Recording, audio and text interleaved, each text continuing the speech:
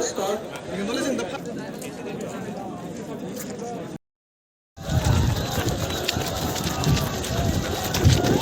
তামোলপুৰ জিলা UPPLৰ যুৱ শাখাৰ মানে আহ্বান মৰ্মে আজি আমি নাগৰিজুলি হাইলেণ্ডৰ পৰা মদন মোহন শৰ্মা ছাৰৰ মানে খবৰণিত আমি মাৰাথন দৌৰ মানে আজি আৰম্ভ কৰিছোঁ।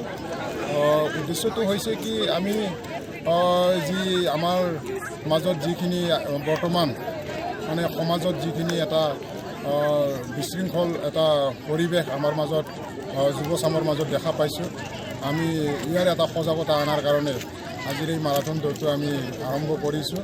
লগতে আমাৰ মাজত যিহেতু এটা আমি পৰিৱেশ অনাৰ কাৰণে পৰিৱৰ্তন অনাৰ কাৰণে UPPL দলে আজি দীৰ্ঘদিন ধৰি আমি লাগি আছোঁ।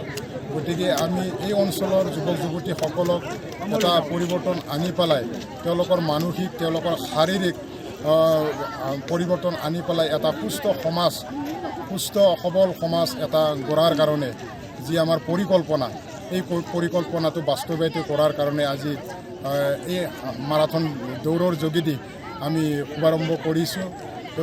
এই সমাজত এটা পৰিৱৰ্তন অনাৰ কাৰণে এটা শান্তি স্থায়ী শান্তি মানে বজাই ৰাখি ইয়াতে উন্নতি কৰাৰ কাৰণে ইয়াত সামাজিক অৰ্থনৈতিক বিভিন্ন দিশত আমি পৰিৱৰ্তন অনাৰ কাৰণে আজি কাম কৰি আহি আছোঁ।